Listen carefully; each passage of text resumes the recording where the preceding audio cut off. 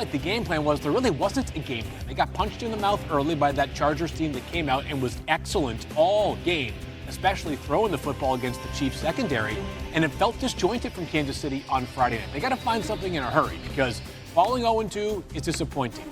Don't forget that in Week 4, they play the Ravens as well, so a difficult slate for Kansas City coming out of the chutes. Yeah, for sure. On the other side, Nick Sirianni spoke not long ago about facing the Chiefs once again. It's new on SportsCenter. Anytime you watch a game that you have a good memory of, it does bring that, it can always bring them. We're human, it always brings that emotion back. But you're watching it for a purpose too. So I think it's possible to have the emotion, but it's not like I'm jumping up and down like when Smitty catches a touchdown. I'm not running down the sideline like I was in the game. It's a different type of emotion because I think you can have that and get the job done. I'd be just flat out lying if I said there wasn't any emotion when you watch a cool play from tape. And that's not just that game, but that's all the games. All right, let's bring in our Eagles reporter, Tim McManus, who joins us from the team facility. So this may be a Super Bowl rematch, but the Eagles must be very glad that it's just week 2 because their secondary was not playing at a championship level against the Cowboys. So what is the plan moving forward? Hey, Christine, I would say the plan is fluid right now. So the quarterback spot opposite Quinyon Mitchell was a concern all summer long, and that continued in the opener against Dallas. Adoree Jackson allowed over. Fangio said that Makuba was okay and that he had a couple of busts that really hurt us. So, he's looking for him to bounce back in a big way this week. But look, this is a different group than the one that dominated the Chiefs in the Super Bowl, limiting Patrick Mahomes to just 33 passing yards in the first half, a career low for him. So they're going to have to be better, even if the Chiefs are down a couple of receivers, to make sure that Mahomes isn't Mahomes. Yeah, so certainly a lot of things that they have to clean up on defense. Tim, thank you. Okay, so let's continue the Eagles defense conversation with Mike and Field. So you heard Tim's report. Mike, what on defense is concerning you? Yeah. Tim really talking about the back end. I'm really worried about the front end. You go back to the Super Bowl, Patrick Mahomes wasn't Patrick Mahomes because of that unbelievable Philadelphia Eagle pass rush. They lost Milton Williams, Josh Sweat, and Brandon Graham to retirement. And you look at those ends, Nolan Smith and Jalix Hunt, they were largely in a career. He was not blitzed once during a game. Why? Philadelphia could attack you from a bunch of different angles with just 4 rushers. It wasn't the case last Thursday night. It needs to be the case this Sunday, or else the Chiefs will exact a little bit of revenge. Okay, let's talk about the other side of the ball, because offensively, Field, you saw some things that were concerning. A.J. Brown, I didn't see him. That was the problem, right? Is that, listen, they won the game, and Saquon Barkley was brilliant, and he did Saquon in the game, by the way. A.J. Brown is one of the most explosive players in the NFL. You know why he makes $33 million per year? He's one of the best players on the Eagles roster. I get it. They're loaded. Great running game.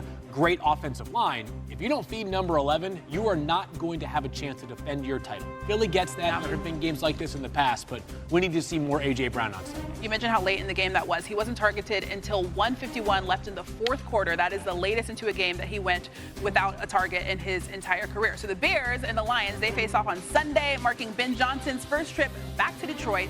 Dan Campbell spoke about his former OC. It's new on SportsCenter.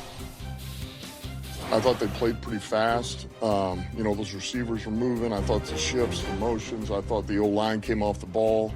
Swift ran hard. Quarterback played fast. I thought it looked really good, man. Looked pretty good. Which is what I would expect from Ben's unit. So, look, they get good players over there, and he's got the system in, and it's about attacking the opponent, and we got good players over here too. Okay, so obviously Chicago and Detroit had their struggles in week 1. Without Ben Johnson in Detroit, are you ready to hit the panic button on their offense? I am not ready to hit the panic button on their offense. Maybe I'm too lenient. I give grace to guys who have started 18 games in their career. That, of course, where Caleb Williams is at, right? I think this marriage is going to end up being a very fruitful one. The Detroit Lions. That one I am going to give some grace to as well. That might be the best defense in the NFL. The Green Bay Packers, it's on the short list at the very least. They're going to be able to attack from all sorts of angles, as we saw this past weekend. I felt like that was a classic game of a team makes a gigantic move, trading for Micah Parsons. They're playing at home. It's week 1. The emotions of that game carried Green Bay early and overcame Detroit early as well. The Lions have way too much talent. They got to protect a little better in the interior up front. This team's going to be okay. That to me was what stood out. No Frank Ragnow, no Kevin Zeitler. That interior offensive line that's been so strong for them, to me, was the big difference of that game. On Sunday, the Lions offense posted their fewest yards, points per play, and first downs in any game last season. So let's talk about the Chicago side of things. Obviously, Caleb Williams has a new head coach. They had only been together for, 5 months? What was your evaluation of Caleb Williams and Ben Johnson's offense? There were reasons to be encouraged, Christine, but at the end of the day, he was still too inaccurate for an NFL quarterback, especially in the second half. Look, he got off to a great start, but you can't have this in an NFL game, especially when you get behind. Those are small window throws that the A quarterbacks complete.